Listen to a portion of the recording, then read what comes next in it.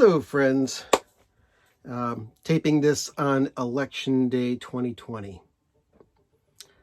Insert political comment here. Whatever.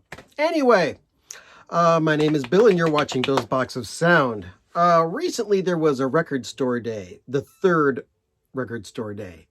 And I'm going to try and do another video some other time of all the stuff I got on record store day 1, 2, and 3 for all the drops, as well as a recent finds video.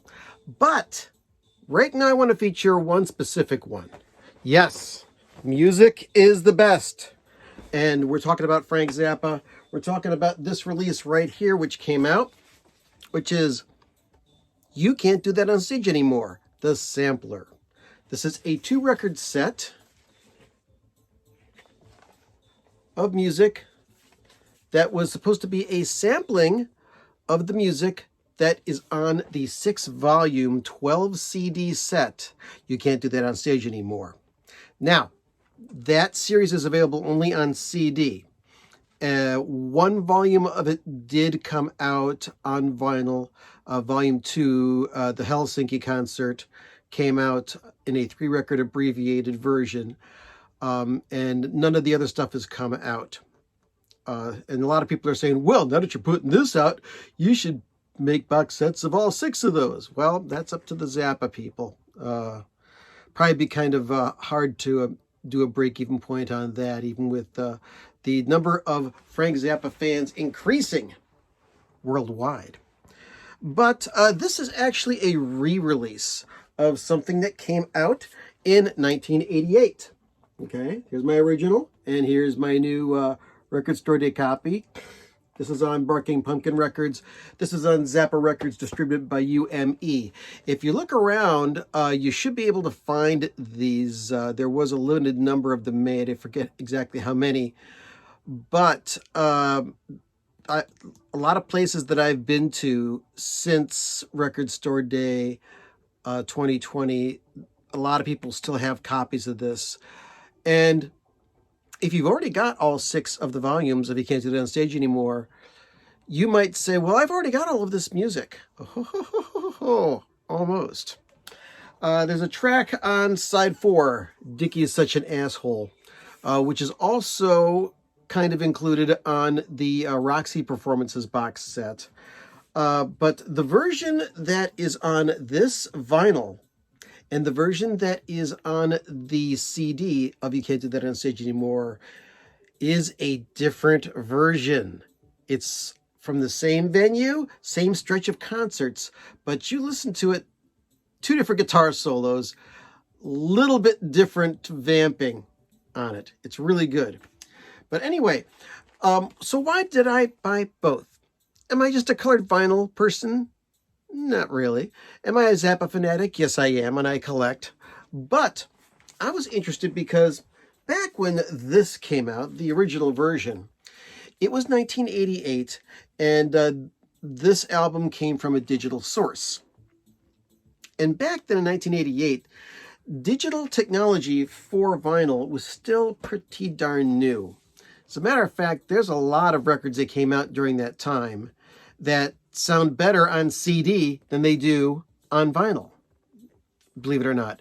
Broadway the Hard Way is one of them. I really have a hard time listening to the vinyl version of Broadway the Hard Way. I like the CD version of it much better. But I think that's because of the technology of the playback equipment. Digital has gotten a lot better. It's not as good as pure analog, but it's gotten a lot better to the point where you can make some pretty darn good sounding records from a digital source. And Bernie Grundman mastered both the original black vinyl version and this one. Now, there are 2 colors of vinyl on this. The first record is on red vinyl, and the second one is on yellow vinyl, which I will show you right now in a still picture, side by side with the original black vinyl copy on Barking Pumpkin Records. Now, the difference for me, it's sonic. Oh yeah. For example, side 2, Montana. There's a part where the band stops near the end, and George Duke plays with the finger cymbals. On the original version, there's a lot of overmodulation and pinging and ringing and kind of a sibilant thing going on. On this new one, it sounds great. Dynamics, better, more expressive.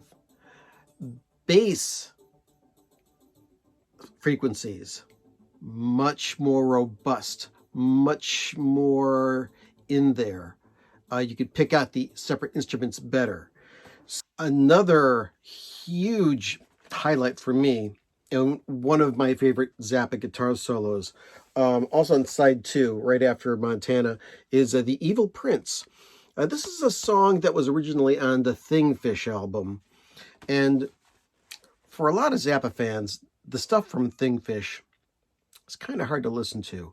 There's a lot of retreads of old Zappa songs that have had new lyrics written to it, and the story's a little bit hard to follow.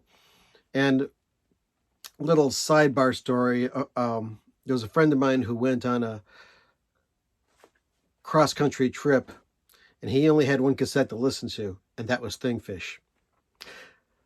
Not the easiest Zappa album to get into. And the song The Evil Prince on that album is kind of campy and really not my favorite.